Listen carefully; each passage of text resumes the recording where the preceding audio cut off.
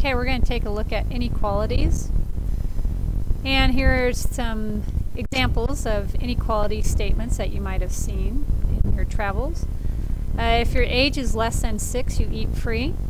If your height is more than 40 inches, you can ride. And a speed of 35 or less is legal. So let's take a look at these questions.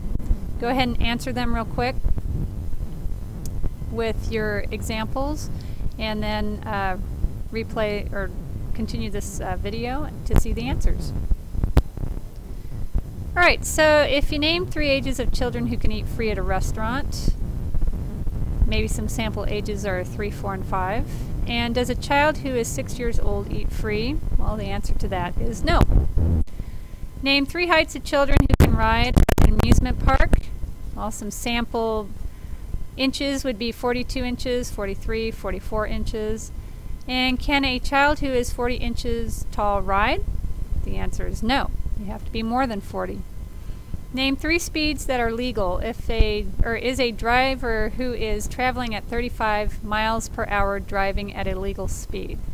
So here are 3 speeds, sample speeds that are legal. And the answer to this is yes, because 35 is included in the description, a speed of 35 or less. Okay, go ahead and write these notes down. This has to do with writing inequalities based on verbal descriptions. So the first one, let A represent the age. If your age is less than 6 years old, would be written mathematically as A is less than 6. And your height is greater than 40 inches. If you let H be the unknown or the variable, you can write this mathematically as H is greater than 40. So go ahead and try the next 2 on your own, and when you're done with that, continue the video to see the answers. Okay, your age is less than 19 years. Again, you can pick whatever variable you want, but it would be your variable is less than 19. So in this case, they picked A. Your height is greater than 52 inches. Would look like this mathematically. H is greater than 52. Okay, some additional signs that you might not be so familiar with is the less than or equal to and the greater than or equal to sign.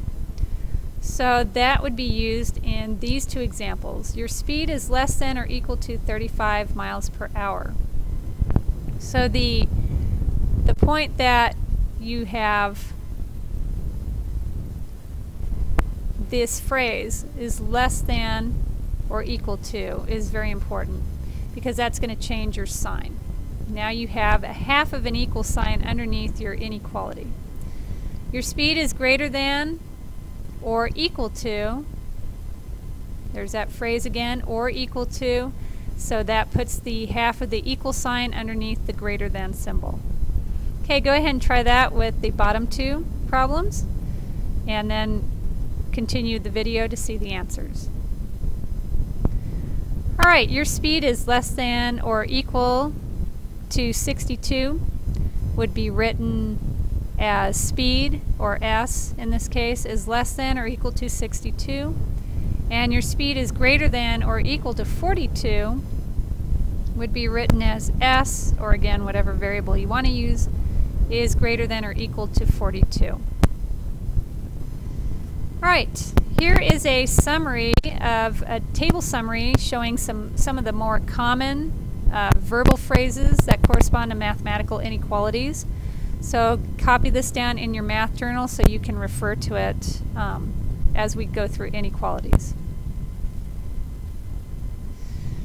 Okay, using an inequality, so in this case we have our nutrition example. A food can be labeled low fat only if it has no more than 3 grams of fat per serving. So you'll want to, this is where you'll want to underline if it has no more than 3 grams of fat. And they kind of show that here in green is no more than, would tell you that it is this symbol. And they decide to use F as the variable. So try it with the air pollution.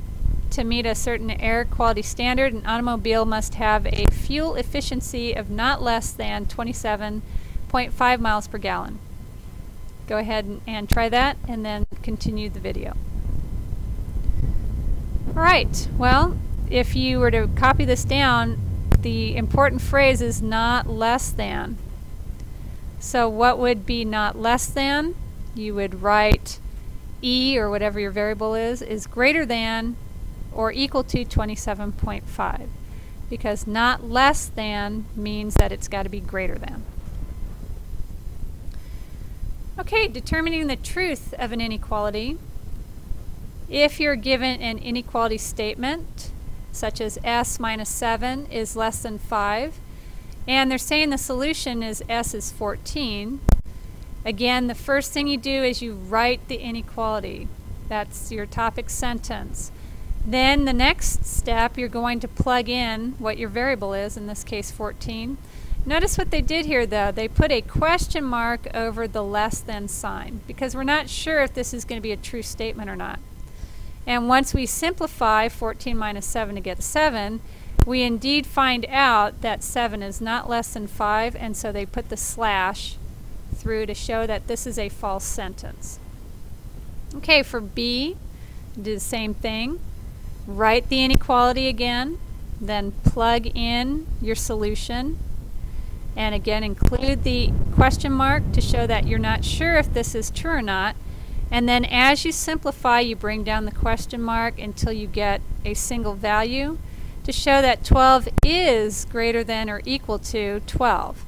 Not because it's greater than, but because it is equal.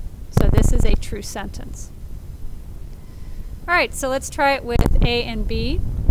Go ahead and pause the video, work these out and identify whether these are true or false, and then start up again and we'll work through these.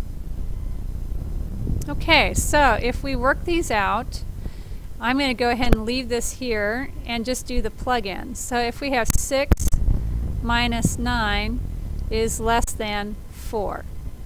Now I'm not sure if it's less than 4, so I'm going to put the question mark there. And then I'm going to simplify this side of the expression. 6 minus 9 is negative 3 is less than 4. Is that true? It is, so this would be a true sentence. Alright, for B, we have 14 is less than or equal to A divided by 3 plus 1. So if we plug in 14 is less than or equal to 36 over 3 plus 1. I'm not sure because I haven't simplified, so I'm going to include my question mark. So now if I simplify this side, 36 divided by 3 is 12, plus 1 is 13. 13, and read this as 14 is less than or equal to 13. Well, that is incorrect, so this gets a big slash through it. It is not a true statement, so this would be false. Okay. Now you can also graph inequalities on a number line. What happens is you have, instead of graphing a point like we've been doing with fractions, everything that has an equation or an equal sign has one point as the answer. In inequalities, you have a range of answers. So in this case, x is greater than 4. X can't be 4, but x could be 4.1, or it could be 4.000001. Okay? So it can be any range of numbers from 4 to wherever, to infinity. It just cannot be exactly 4. So that's what this open circle means, both here and here. Now if it is greater than or equal to, now we have a closed circle because the answer can be 4, but then it can be every number that is greater than 4 also. The same thing here, less than or equal to. The closed circle means that it can be 4 and anything less than 4. Alright, so let's try that with these inequalities, but I want to show you before you write this an efficient way to graph. When you have an inequality with a number, you want to put that in the middle of your number line. So I'm going to put 10 in the middle. And then you want to do 2 points to either side, 2 points to the left and 2 points to the right. So this would be, if it's getting bigger, this would be 8, 9, 10, 11, and 12. So now that this is x is greater than 10, I know it's going to be an open circle. And then I want to shade everything, make this bold, and make my arrowhead bold too, to show that it's open circle and everything that is greater than. So try this and then resume the video to see the answers. Okay, so this is what you should have. Again, this obviously looks better than my drawing, but if you make a number line with the value in the middle and then 2 points to either side, it's just a very efficient way to show an inequality. Here's B with the closed point, then there's C with the open point, and then D with the closed point. Okay, so writing an inequality, this is just working backwards. So here we're given a graph of an inequality.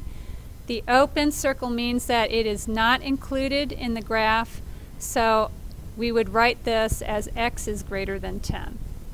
So try it with number 6 here. Write an inequality for this graph, and then go ahead and continue the video. Alright, you would have ended up with x is greater than or equal to negative 38. Alright, so here's some practice problems I'd like you to do for class, and any questions you've had on this video, make sure you write them down so that you can ask and we can go over them. Once you've done this, the next slide will show you some of the answers to this. And here are the answers. We'll see you in class.